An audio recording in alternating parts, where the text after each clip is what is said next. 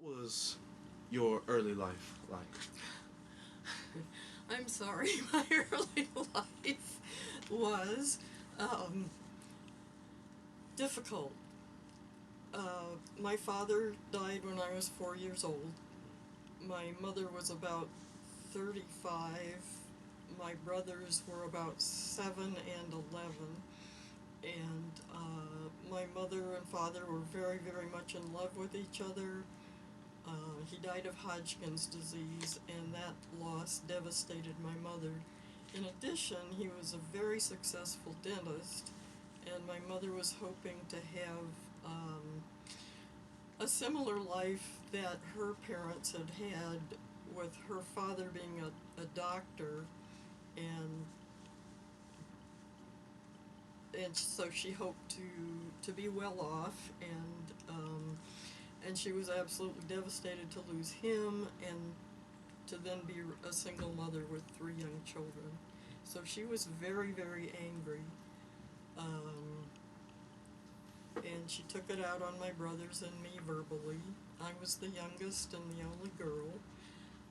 So it all rolled downhill, as they say, to me. My brothers took some of their depression or anger out on me as well. So I grew up feeling not really part of my family and not accepted by them and criticized for pretty much everything I said and did. Seeing as though you felt unaccepted, were there any figures, any role models, any people, friends, close ones, loved ones that were in your life that helped you see past all the feelings of being unwanted? No, there weren't. My teachers in elementary school were good teachers, and they liked me and they praised me, but it didn't compensate for what was going on at home. They didn't get personally involved. How would you say you try to find an out of getting away from all the verbal abuse? Well, I tried to stay away from home as much as I could. I did have a friend in 3rd grade, and I spent as much time at her house as I could, and I also stayed upstairs in my bedroom all the time with the door shut. I just tried to avoid my family as much as I possibly could.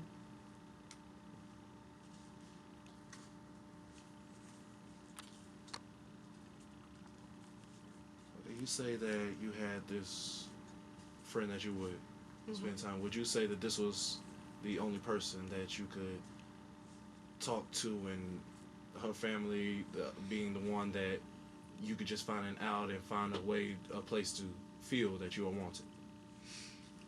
I didn't talk to her about these problems. I mean, we were in 3rd grade, uh, and I think I knew I wasn't supposed to talk about the problems. I don't think I knew how to articulate them as problems. I thought it was all my fault. Children tend to do that, so. But I did feel accepted at her home. She and I played together. We were both very creative kids, and we both loved horses a lot. So we made a lot of things out of modeling clay, and we played with toy horses and stuff, and had a great time. Uh, but in 4th grade, she didn't want to play with me anymore, so I lost that contact. Around what time would you, in your life, and around what point would you say that things started to turn around, to not feel as though they were as bad as they were in the past? It took a very, very long time. It didn't happen during my youth. Now, the reason I'm here, the story that I want to get to, is a relationship I had with a black man. Well, I don't know if you'd call him a man, or he was 2 years ahead of me in high school, and I got involved with him when it was between the sophomore and junior year of high school for me, which I think was 1965. So. Okay, so would you say that the relationship with this black man was the time that you felt most happiest, and that you felt that you were more wanted? Yeah. In what ways, as examples, like any stories that you would like to tell of? Well, we experiences you had understood together? each other in terms of not being accepted, of being considered other, different, less than. Now, he was a successful athlete. He played football, basketball. He was one of the star players, and so he had a level of approval and acceptance that I didn't have, at least superficially. I had sort of been, well, up until, I got picked on a lot at school, throughout elementary school and junior high, because I was very sensitive and quiet, and I didn't know how to stand up for myself, so I was an easy target. I'm not saying that I would have been picked on if I would have had better self-esteem. I'm not saying I would have been picked on if I had better self-esteem and a stronger sense of myself and a supportive family. I'm not trying to say that the world was against me, but I had a pretty hard time. So when I met him and we got involved, he was somebody that understood all of this stuff, and he was sympathetic. We loved the same music. We liked being together. We could talk to each other about significant things. So we formed a good relationship. Despite that you had a well-meaning and a good relationship with this man, how would you say that society during that time felt towards your relationship, even though that you were happy? Well, you can imagine they weren't real thrilled. My mother raised me not to be racially prejudiced. I remember being 4 or 5 years old and being in the car with her, and she was telling me about this, and that she did not want me to absorb those kinds of ideas and feelings. And I thought everybody in my hometown, all the kids, were getting the same message. Well, when I started going out with this young man, my mother was not happy about it. She allowed me to have 3 or 4 official dates with him, but she forbade me to see him at any other time. Well, tell your 16-year-old daughter not to see her boyfriend except when you allow it, and what do you think's going to happen? My mother was real concerned about what the community felt about her, how they judged her as a single parent. She would have been concerned about how the community felt about her anyway, even if my father had lived. So, but she was very concerned that me going out with this young man was going to get people against her or have them judge her badly. She was more worried about that than she was about what was affecting me. So I was sneaking out to see him, and finally somebody wrote the classic anonymous letter telling on me that I was meeting him every night, and that people thought I was horrible, and they thought she should know, so maybe she could stop me from my horrible ways. Well, she had a fit. She told my 2 older brothers they had a fit. That I was bringing shame and causing problems for the family. One of my brothers called me a whore. he told me that my mother would not win the school board election that fall because of me. She won the school board election. She was very active in the community, and she had a certain status because of that, and she was afraid that that might all disappear because of me going out with this young man.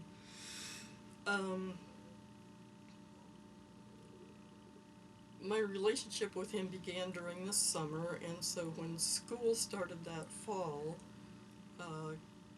kids wouldn't sit next to me, they wouldn't talk to me, they said horrible things about me. There was a dance after one of the football games one night, and my boyfriend's younger sister, she was in my class. She and I were dancing together, and all of a sudden she pulled away and stopped dancing, and I looked over, and all the other kids, I think all of them were white. There were very few people of color in my school. They had all moved as far away on the other side of the floor as they could get from her and me. So we stopped dancing. When we left the dance, my mother picked me up. I asked her, could we take my boyfriend's sister, give her a ride home? Yes. Well, after she was dropped off, my mother said, don't think this is going to be a regular thing, that I'm going to be driving her home from places.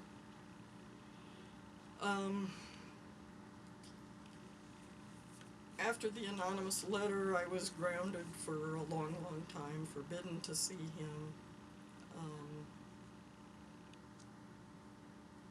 I'd never felt so alone in my life. I had one girlfriend, but after a while, all of this became kind of stressful for her too, and she kind of moved off.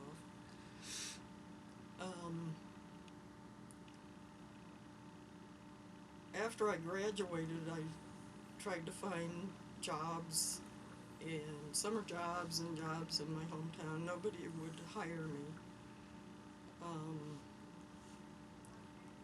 There are, to this day, former classmates of mine, people my age, who remember this and continue to belittle me and gossip about me. I'm sort of the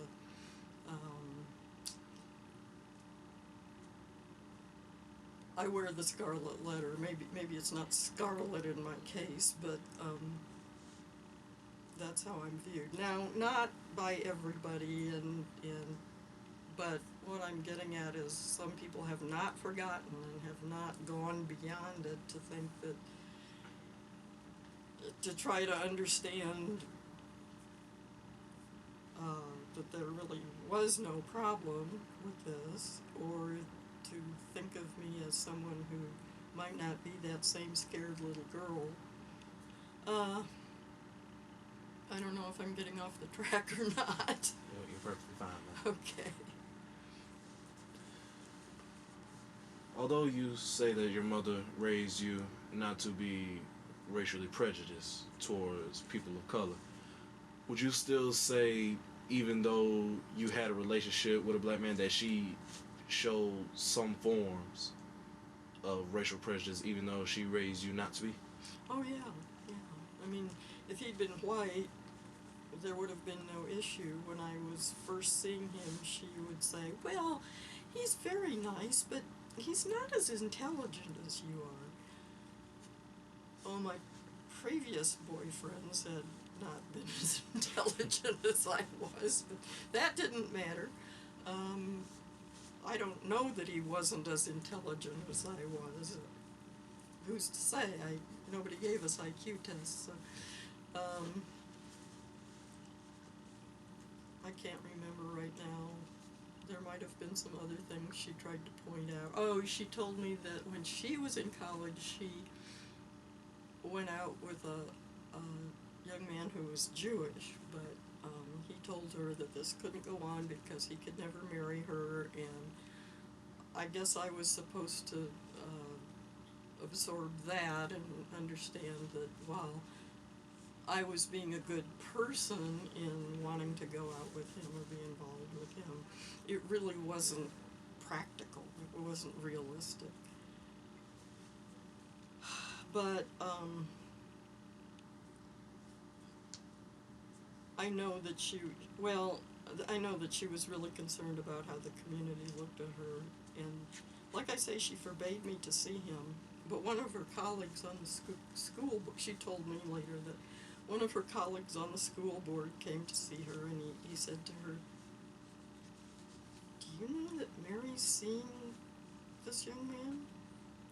And she said, "Oh, yes, yes. I'm a good Christian. I think it's just fine." That's not what she was telling me. I was forbidden to see him anymore. So,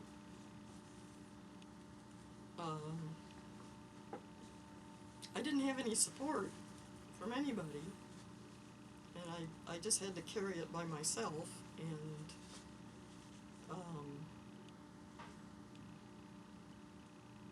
I knew that everywhere I went in town, people were seeing me mostly as the girl who was involved with the black man, and that it colored it influenced how they saw me and how they related to me, and nobody embraced me on this matter. Were there any instances that you can think of being in public that you were both discriminated against that you can think of? Both of us when we were together? Yes, ma'am. No. This was a community in the north, and I think most of the kids, most of the community, at least had the restraint not to act in a hostile manner directly to our faces. I'm not sure anybody really ever approached him and gave him any heat because he was seeing me, but I was treated with disdain at best. I do remember being with him one evening. We were in his car, and a police car pulled up, and the officer got out and came over and started talking with him, and I couldn't really hear what was being said, but I think it was something along the lines of maybe somebody making some threatening remarks about him. I don't really know, but as the officer walked away, he said, "Well, just be careful."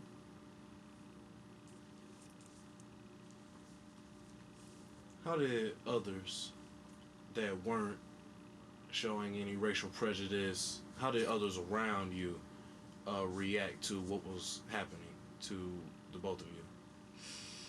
Well, they either ignored it or they expressed rejection of me.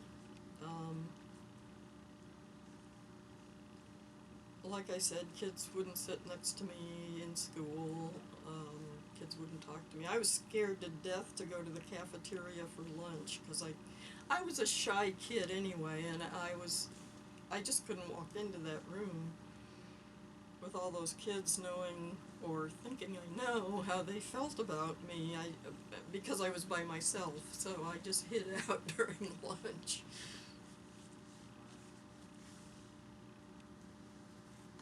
After going through all the insults, the abuse, the rejection, after everything passed, how did you see other people in society after the experience?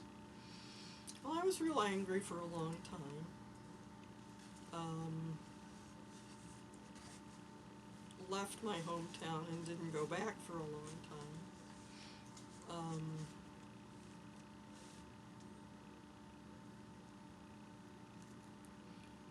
I saw my classmates as phonies, either pretending not to be prejudiced or as racist. I learned that my hometown is a racist community. It's got a lot of white liberals, and I got to see behind their facades and see that what they say they believe frequently is not put into action, and their actions don't support what they say they believe. With you moving away from home, did you move away alone, or did you move away with the man that you were involved with? He and I broke up that fall, the fall of 1966. He went into the Army, and because of all of this, I could no longer risk sneaking out to see him, and the relationship just kind of fizzled.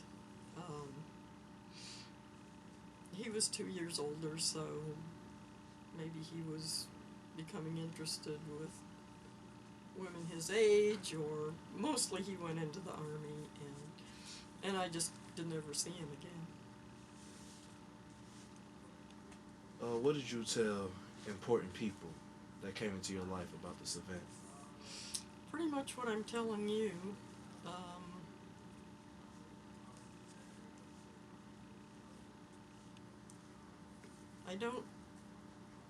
I don't remember telling anybody who later on rejected me for it.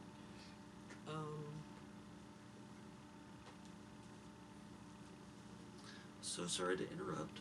We've been having a couple of issues with audio, so I just need to see that little body pack real quick. No, just the other end. And make sure that everything is, something is not right with these. So let me fix this. You can just let that keep going. It'll be fine. I'll cut this out later because nobody wants to watch this. Okay, so there you go. And let's sync up.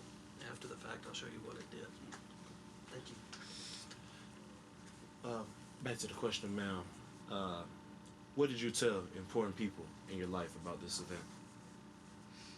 I told them what happened. I told them about what he was like, what our relationship was like, the fun that we had, and how important we were to each other because our sort of not normal relationship to the society in general.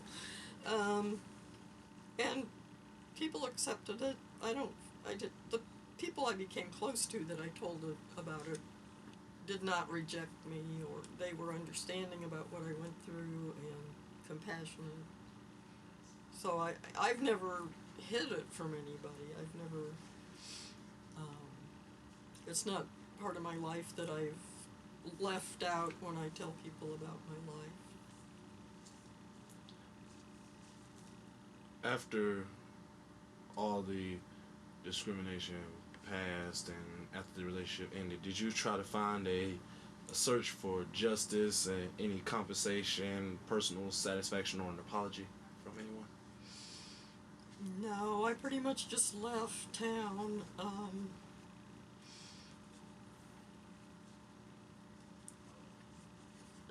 My relationship with my mother, as you probably understand at this point, was pretty bad. So it took me many years to work through that. And I've only told you just a tiny bit about how bad it was. It was what people now would call emotionally abusive, and so I had a lot of healing to do that preceded working through what happened with her when I was involved with my boyfriend. So I guess I worked out a lot of it in therapy, and realized that my anger was getting in my way, and as I got older, I achieved a number of things that I was proud of, and got a better sense of myself, and kind of moved out of the anger, and now I sort of look back on it as, I guess what he and I were doing was very shocking to this community. They weren't prepared for it, I guess. Not that, well,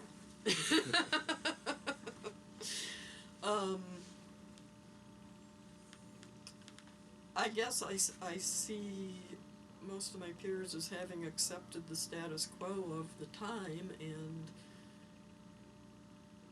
were willing to reject me to maintain that status quo. We might say that they were as much victims of racism as my boyfriend and I were. Sometimes I think that's a bit generous, but but I don't know. Seeing how it is becoming more common in today's society, would you say that things haven't changed as much for mixed race relationships now than they were in the past? Well, I don't think things have changed a whole lot. Let's see, my relationship with him was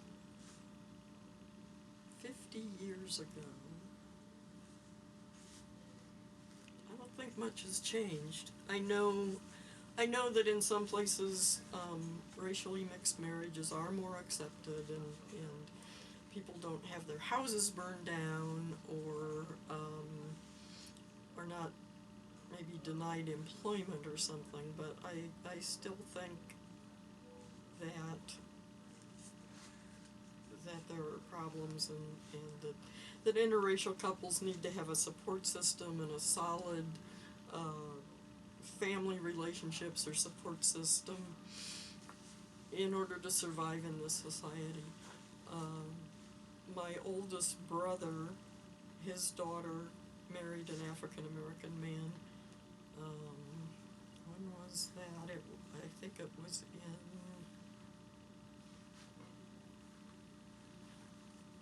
around 1990, maybe. I've forgotten, but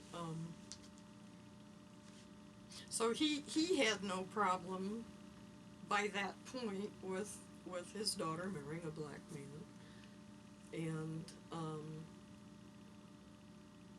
I don't think my other brother did either. My mother said she didn't, but she used a phrase that she used when I was seeing my boyfriend. She said, "Well, that's a real feather in his cap."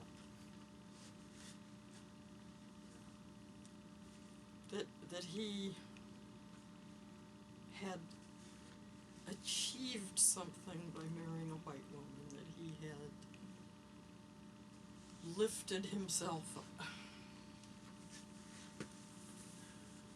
How do you feel your generation views racial issues compared to other generations? My generation, well, like I say, I just don't think things have changed a whole lot. I think that some people in my generation are more accepting and have questioned themselves more and looked inside and come to understand that they needed to expand their idea of what they accept and what's right. But I know many from my class, my graduating class, many of the white kids don't,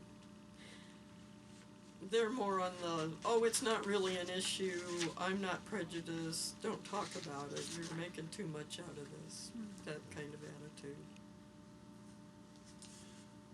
Are you hopeful that there is going to be any change soon to the racial issues that are going on in society? Well, I'm hopeful that things will change. I don't know about soon, though. I think that so much relearning has to be done by white people, that whites and people of color, our lives have been so separated for so long, and I think white people are very fearful of a number of things. I think they're fearful of their own feelings. I think they're fearful of recognizing how they really feel, or admitting that they made a mistake. And I know some are afraid of things like losing their jobs or people of color gaining too much power, which I think is ridiculous. Like, please, we want people of color to have more power. Obviously, I've been alienated from white culture for a long time, and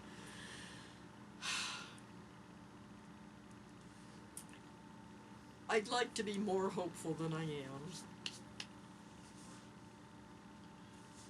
After, did you have any contact with the man that you were in a relationship with after everything ended?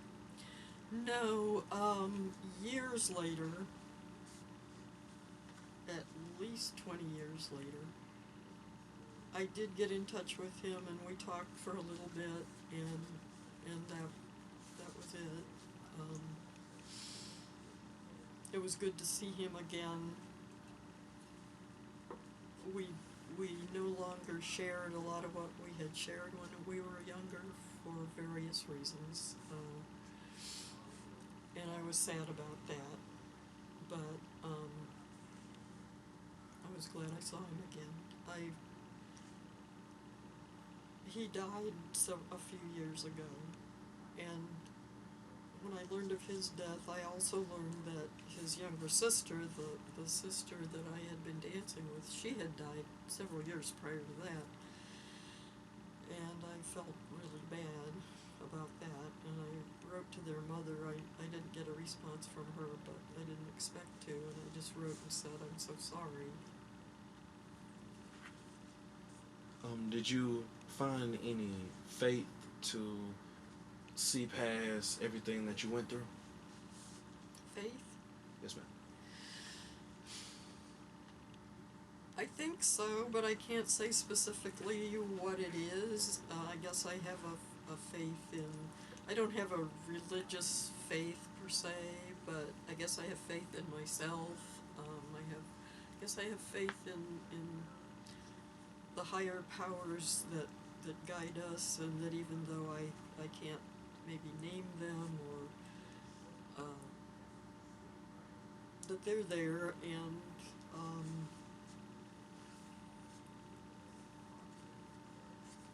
that I was allowed to see sort of a secret part of our society, and to learn from that, and do whatever I could to work against it. I can't say that I've done enough, but Were there any ways that this faith that you had, you related to the experience that you went through? I think I just hung on. I just hung on with the abuse that I experienced in my family. I just hung on. I guess I just believed that somehow it's going to get better. And I can say that about what we're talking about in the larger context now, that somehow it's going to get better. While on the issue of faith, were there any religious traditions that other people you went to school with or throughout society, how did they address the issue of race and mixed race relationships? Well, the church I went to as a kid was a Presbyterian church, and it was, if there was anything spiritual going on there, I didn't feel it. It was very cold. And ironically, my boyfriend's father was the janitor for that church. I heard years later, I was telling someone about having been involved with him, and he said, oh, yeah, I guess he was another janitor, or he had some reason to be at the church. And he overheard the minister, somebody had misplaced the keys to the church, and he overheard the minister blaming my boyfriend's father and saying, I know you took those keys. And I wasn't a bit surprised. It was a pretentious group of people. People with the university went there. People who thought they were pillars of the community and respectable, and I felt there was nothing spiritual going on there. We stood up and sang hymns, we sat down, and the minister talked, and we went home. The only time I've really felt the Spirit was when I've been in black churches. I formed my own relationship with God or the higher power or whatever terms you want to use. I honor all the religions. I think they are giving the same message, that we love each other and forgive each other and work together to make ourselves better. What part do you believe that faith, the church, any belief that you have should play in addressing racism and discrimination? I think churches should have been the leaders throughout our history.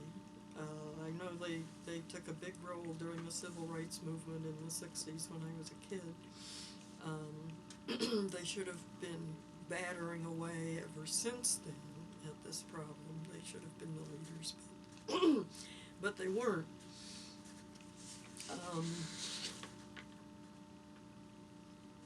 The church definitely has a place,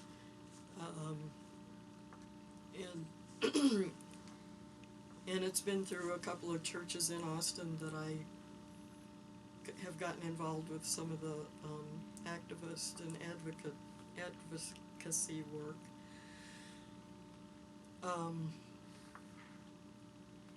I respect anybody's faith.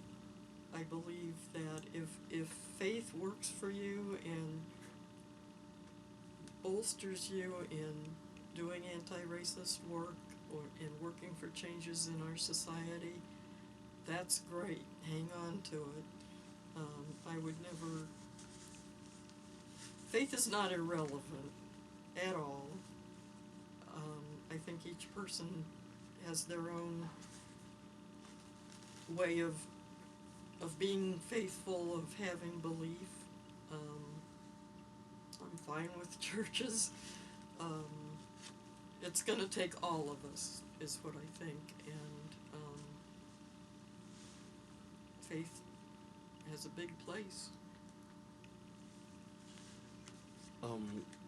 If any family that you have now, have you tried any methods to make sure that they are more welcoming and accepting to mixed race relations, or to refrain from any discrimination? Well, my oldest brother, it's his daughter that married an African American man, and he and I have talked.